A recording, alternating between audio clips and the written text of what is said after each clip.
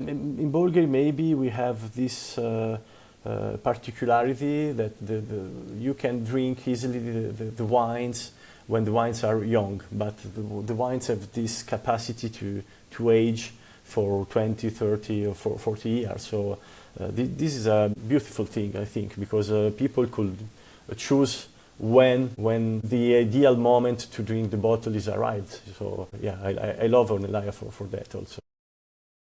Hi, this is Jane Anson. Welcome to the Wine Podcast. We are back with another fabulous episode today. You might have heard that the best performing fine wine category over the past year has been Super Tuscans. It's been really a rare hotspot in what's been a pretty tough year in the financial markets for wines. So to celebrate this, we're bringing you a wonderful discussion with Marco Balsimelli. He is the production director for both Ornellaia and Masseto, two of the hottest names in Bolgheri.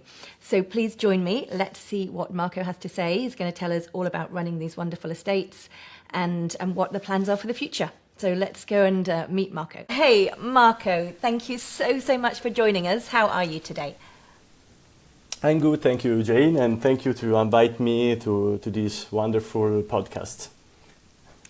You're very welcome. The last time we saw each other was in Tuscany a couple of months ago, and I have just been telling our listeners in the opening that Super Tuscan category as a whole in wine is really having a great moment, being the strongest performing of any different category over the past 12 months.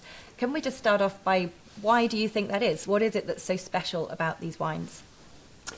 I think Super Tuscan was really important for the story of Italian wines in general, for really high quality, but I think now the image and the style of the Super Tuscan, it's changed in a good way for me, because maybe historically the Super Tuscan represented wines with a big concentration, sometimes a lot of barrels in the wine tasting, and now little by little the Super Tuscan for me represent well the terroir, the origin of the wine, and the unicity of some of the best terroir in Tuscany. So I'm really happy about that. And Super Tuscan now, it means beautiful wine with elegance, with ageability, and beautiful character, representing really well our region. So I'm really happy about that.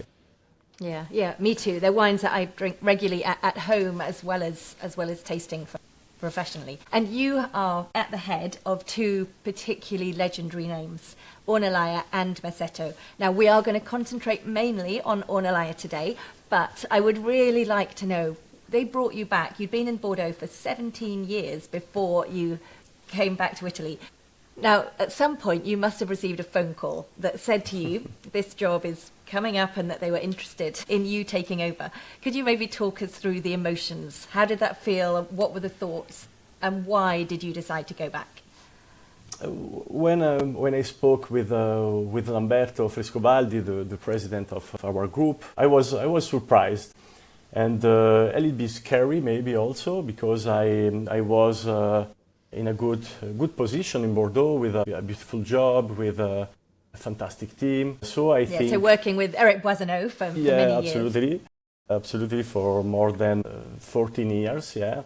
And so I think about that. I thought about my family, because it was a big change to come back in Italy, not only for me, but for my daughter, for my wife. So I was a little bit scary, but then I remember when I was young, I was at the University of Florence, and we visit in I think it was in 2002 or 2003. We visit Ornellaia, and I think to myself how wonderful it will be to be part of this estate, maybe in the future. So and now this dream is real. After to be scary, after this call of Lamberto, I was really enthusiastic. I was really exciting, and so we come back to Tuscany with my family, and we started this new adventure here in Bolgheri. And but at the same time, I was a little bit also sad to thinking about Eric Boissenot, his team, and I share 14 or 15 vintage with us, and so with them, sorry, and we built a strong relationship, with a lot of respect, admiration, and also a friendship. So I lost a lot of things, but I found you gained others. I gained others. So this was for me a unique opportunity, I think, for an Italian guy, an Italian enologist, come back to my region and produce two of the most important wine in Italy. So I am really proud about that, and I'm really happy to come back in Italy. Thank finally. you. And your reply there gave me a good lead on to my next question, because at the end of Bordeaux, for those last 13 years, you were working as a wine consultant. So much of that is behind the scenes. What your current role is very much front of house and being the face of these two very important and significant properties. I guess, what are the different skill sets that you need, and what do you think wine drinkers maybe don't understand about the work of a consultant? It's completely different because you work for the same things.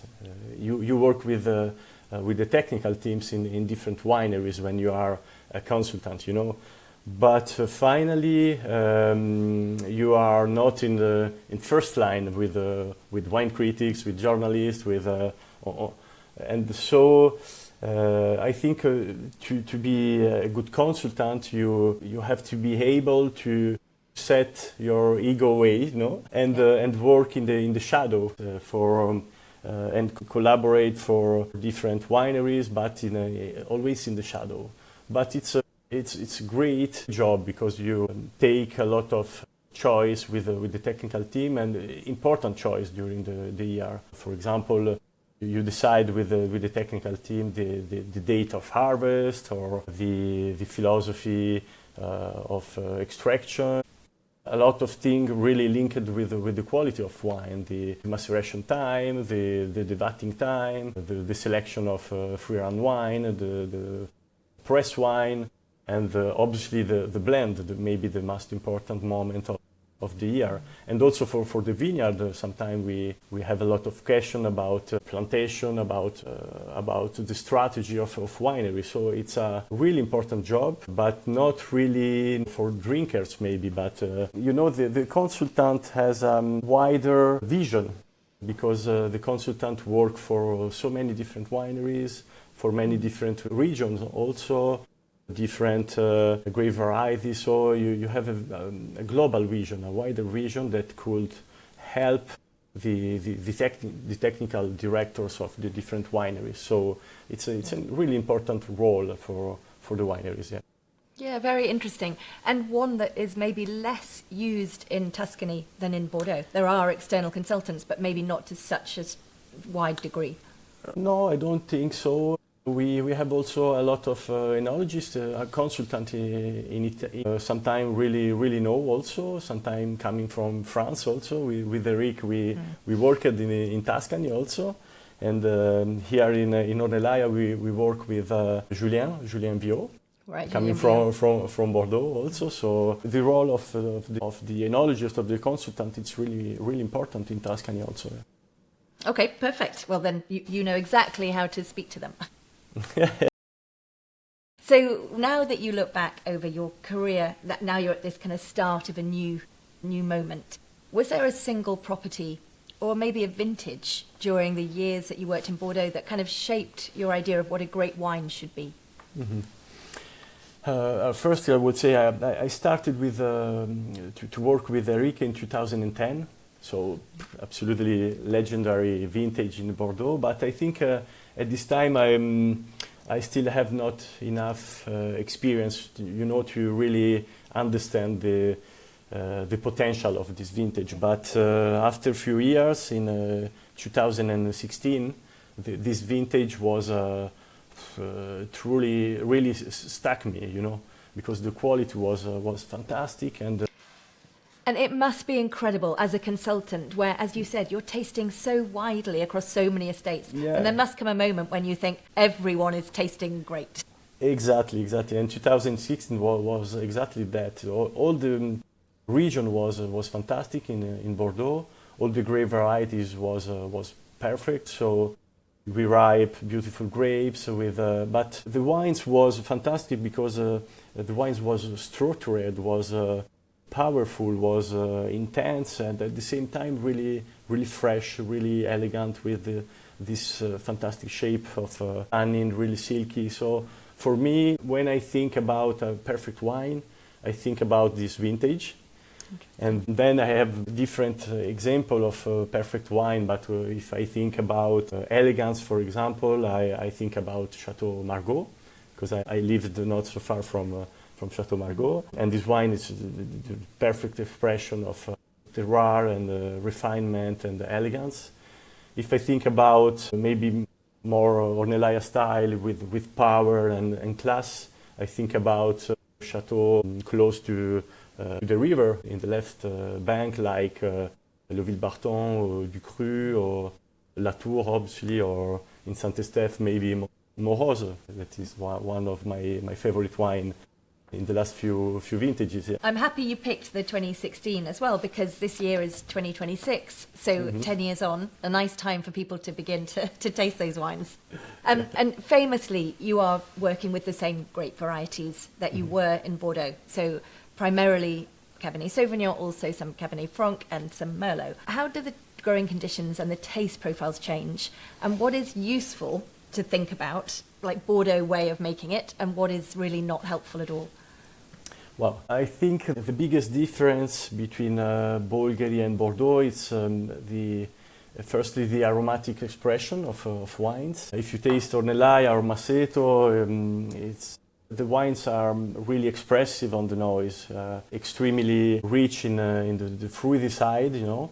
On the palate, the wine are always really savory, full, rich, and juicy. This is a typical character from here, I think. Bordeaux wine are completely different because the aromatic register is more close to the varietal side of the grape variety, in a good way, I will say. And the wine are more fresh on the nose, maybe.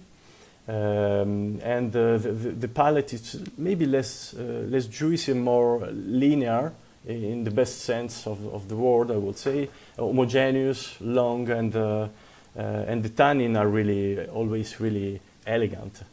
And so the profile are completely different, I think. And when the wine age also, you have different characters. Bolgheri is more balsamic, is more minty. You have some Mediterranean herbs, you know, and Bordeaux is more maybe cigar, maybe fireplace or cedar. Yeah. So I think it's more easy to understand the difference of this region when the wine age, but also when the wine is young, you can feel the difference in this way. Yeah.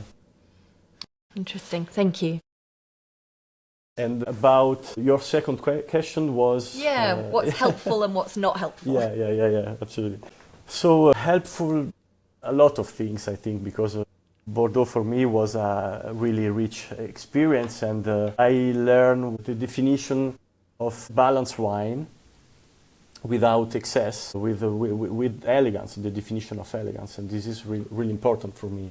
But I think sometimes also this region are different, but if you take vintages like 2018 or 2022, so warmer vintages, this vintage in Bordeaux are close to the Bolgheri style, maybe, you know.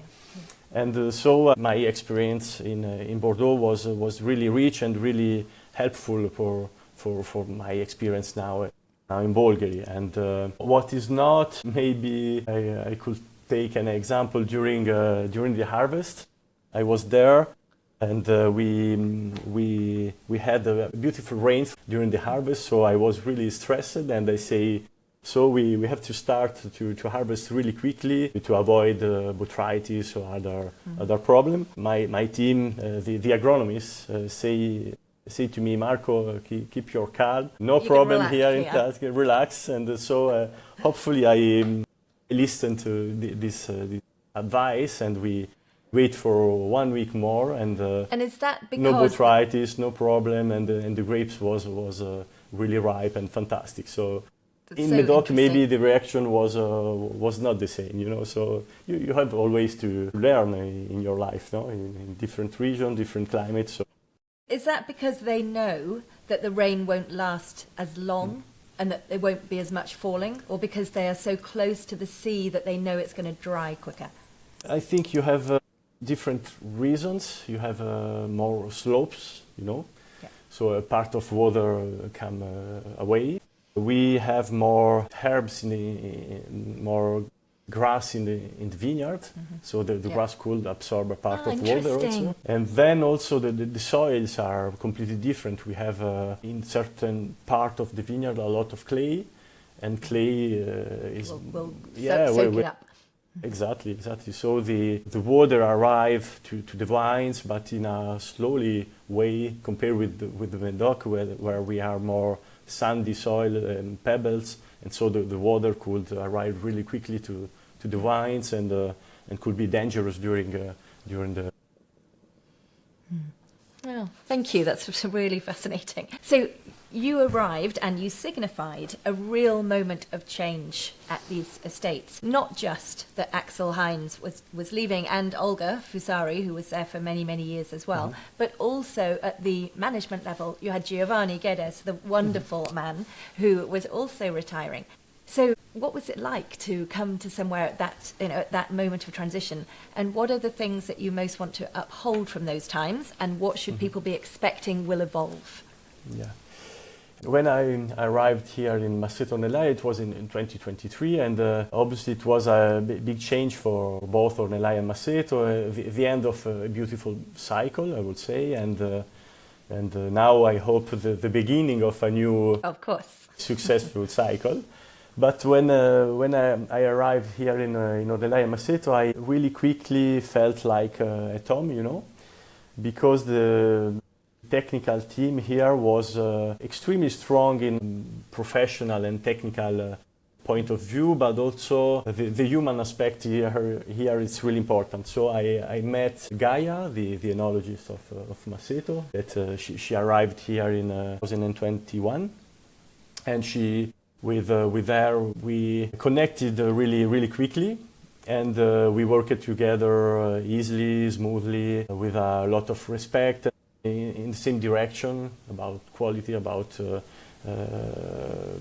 freshness in wines and elegance. So we have a really beautiful relationship with Gaia. With Denise, it was a little bit different. Denise is the enologist of Ornellaia, and she arrived at the same time with me in 2023. But finally, From China. She'd been working over in China. Exactly, for a long time, for the DBR group, and our philosophy was the same, because I come from the Boissenot school, and she came from the Rothschild school. So I think The Lafitte school. Lafitte school. So it's almost the same thing. So really quickly with Denise, we found a good feeling. So no problem for Ornellaia. And for the vineyard was really different, because we have two agronomists, and the agronomists work here since I think 2000, so more than 25 years now. But they are fantastic, because they respect a lot the crew, the environment, and we find really quickly a good feeling, and we combine it together, I think, a lot of pragmatism and rational thinking. This is the base that linked us, me and the vineyard team. So it was really simple also. So finally I found a fantastic team, but at the same time I didn't meet Axel in reality, so no exchange with Axel, but I respect deeply the work that he did here in Ornellaia and Masseto, and I met really quickly Giovanni. He was a fantastic person for a visionary person and a great manager for Ornellaia and Masseto. But now we work with Lamberto and Fabrizio Dosi, and I think they will guide us in really well in the future. So we work together with smart and really fantastic people. So I'm not really worried about the future of Ornellaia and Masseto. No, and in fact it kind of makes total sense that one team left and then it's a new team coming in, but in fact with a lot of continuity, because obviously Lamberto from the Frescobaldi family and with these people who've also worked at the estate for many decades working alongside you. So it's perfect. We're looking now at a time when there are many changes in the climate and in all, not just climate but also in consumers' expectations of what they want from wines. So are there any specific changes, like small things like, I don't know, canopy height or picking windows, or, are there like technical things that you are doing now that will have an impact on the taste? Climate change is obviously a problem, a challenge for the future for all of us. And I putting together a large amount of data, climate data from the past 35 years here in Bolgheri. And fascinating. What kind of things are you seeing in that? It's the average temperature, the rainfall and other data, and you can see easily that in the last 5 years, it's very clear that the average temperature is higher and higher. The average is plus 1 or 2 degrees. It depends by the different vintages.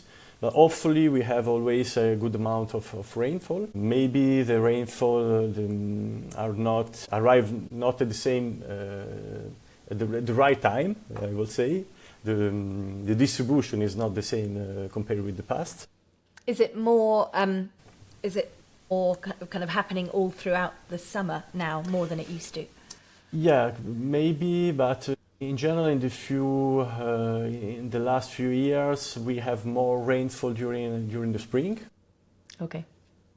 Sometimes no rain during the summer, and sometimes we can have some big rainfall in August, September. This is something new, especially the presence of rainfall in the spring.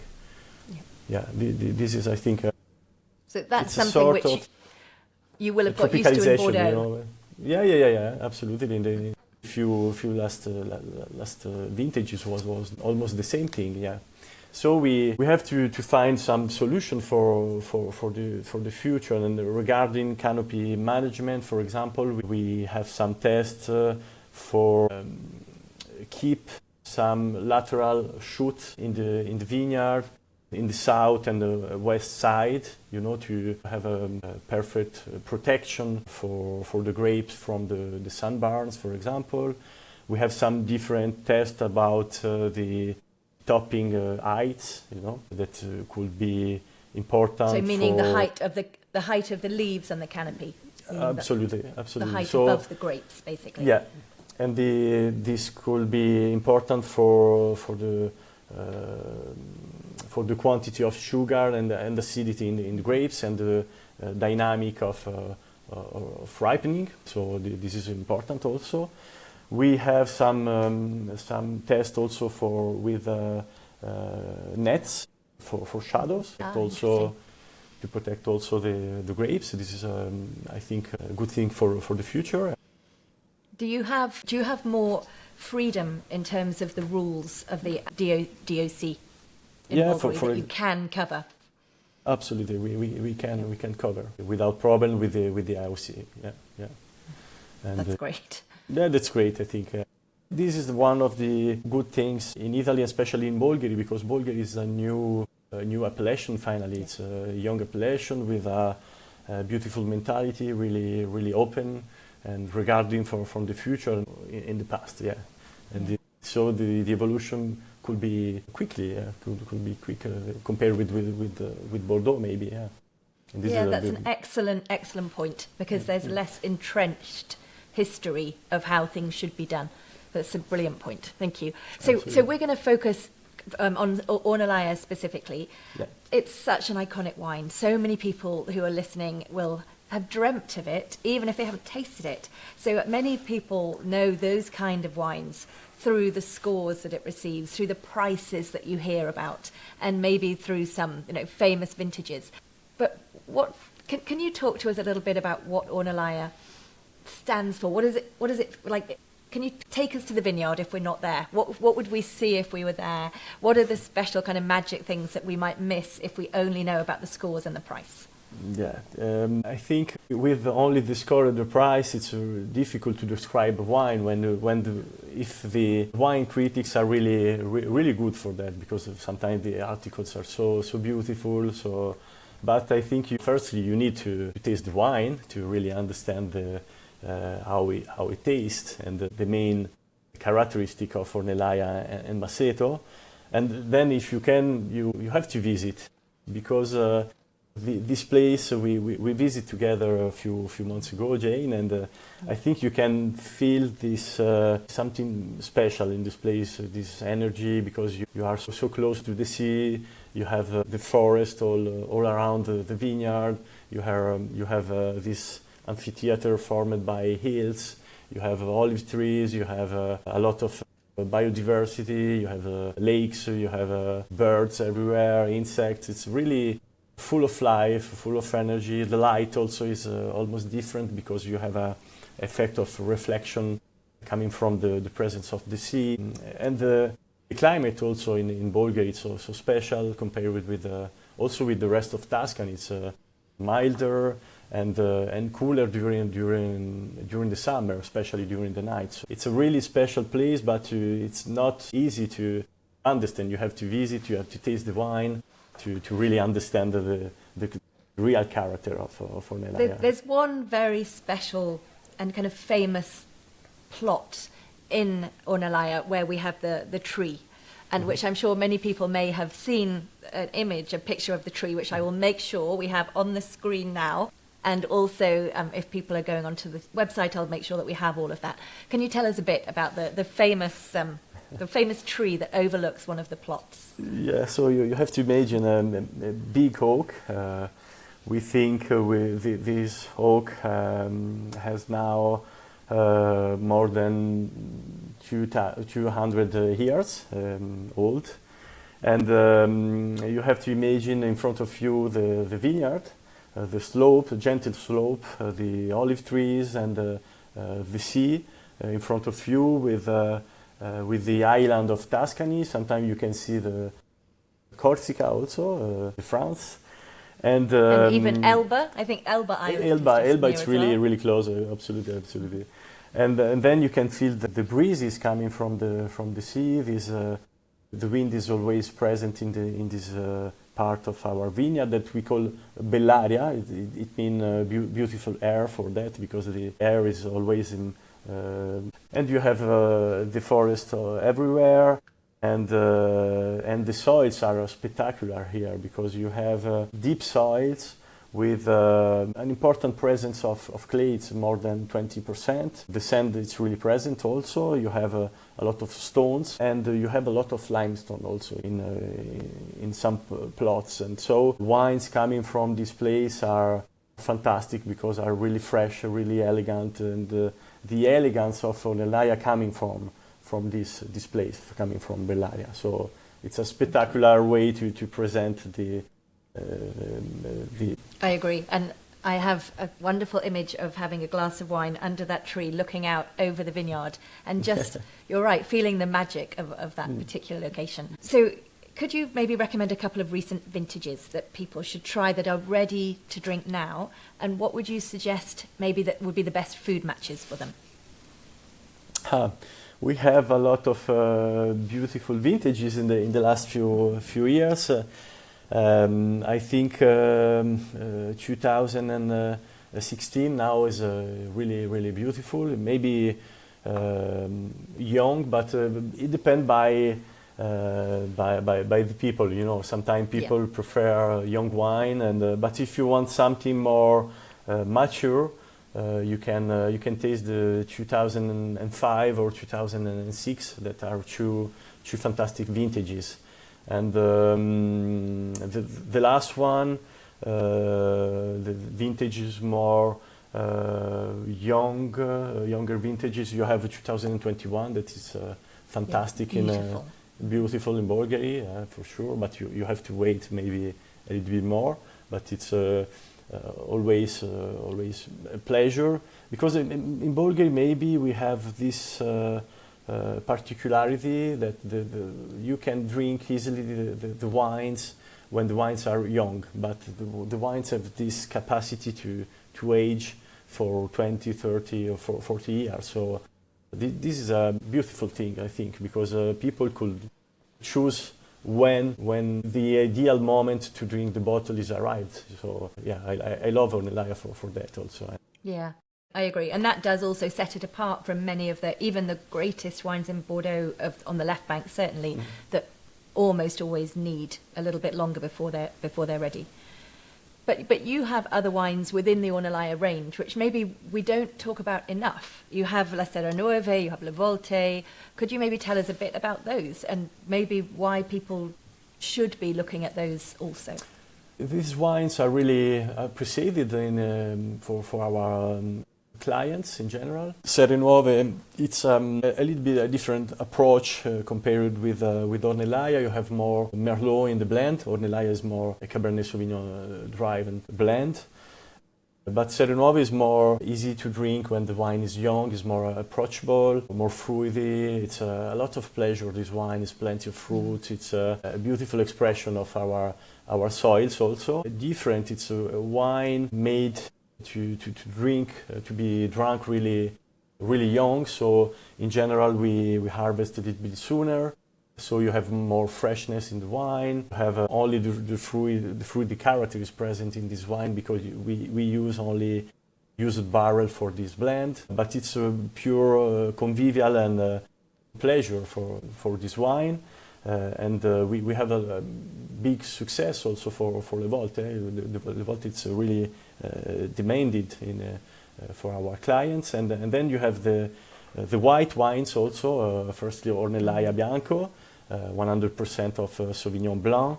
But we have a few bottles in the market in general. So it's really hard to find on the market. And then we have Poggio alle Gazze, another white wine made with Sauvignon Blanc, but also with a lot of Vermentino, which typical is a grape variety. Traditional of the area. Yeah, absolutely traditional of this part of Tuscany. And this wine also, it's really beautiful. It's plenty of aroma, really expressive, really open to the nose. And you can drink this wine young, but also after a few. But in general, these wines are appreciated, and these wines are really well known for our clients in general. So we talked about the 2021 vintage, which was such an exceptional year in Tuscany and in Bolgheri. Has there been a recent vintage that made you actually rethink something fundamental, like the oak regime or the extraction or the picking dates? You know, was there something when you thought you were aware there really was a change happening? I think the last vintages of Ornellaia for me are really beautiful, but perfection is impossible. So to reach perfection, you have to think about what you did during the harvest, during the vinification, and find new solution, find better solution to be perfect. And so I think for the future in Ornellaia, we can think about the harvest window, and I would like to start the harvest a little bit sooner, especially for the Merlot and the Petit Verdot. Not maybe for Cabernet Franc and Sauvignon, because you risk to have some aroma. Vegetal aroma, especially for Cabernet Franc, that you can have some kind of varietal aroma in Tuscany also. That's incredible.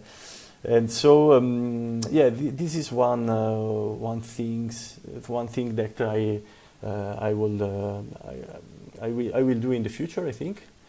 And then for the rest, I will focus more and more in elegance and complexity. So maybe less extraction, lower temperature during the vinification, and it's always a balance. The balance is really important, not only in the cellar but also in the vineyard. So we have to find solution to have the beautiful balance in the vigor, to have the not overripe but not underripe also. We have to wait the right moment to harvest, but with a beautiful vigor, with the right vigor, with the right balance in the vineyard. And then we have to find the right solution to work with a lot of observation, a lot of humble way also, a lot of respect to these fantastic grapes to express more and more the character of this piece of land. Yeah, this is the idea. Thank you. And you've worked with many great winemakers in your career. Is there a piece of advice that you've been given, maybe earlier in your career, which you still think about regularly today, and maybe it's often in your head when you're making these big decisions? When I think about that, I think about Eric Boissenot, yeah, obviously. Eric Boissenot. Was my mentor, but it's always in my mind, I think, yeah. And his lesson was that the elegance, I think, comes from this balance, and you have to avoid excess in all your operation, I think, in the vineyard and in the cellar. And also that a great wine must be the mirror of a piece of land, of a terroir. So I keep this advice in my head, and I try to do that in Ornellaia and Masseto. Thank you. Very helpful. I'm nearly done with my questions. Can you share perhaps maybe a small behind-the-scene ritual that you always do every harvest, or at the moment of bottling, something that we would have no idea that happens behind the scenes at the estate? No special rituals, but when I arrive here for the first vintage, I would like to start the harvest on Tuesday. People say me, no, Marco, it's impossible. In Tuscany, you can't, because it's a sort of habit here in Tuscany. You can start nothing Tuesday and Friday.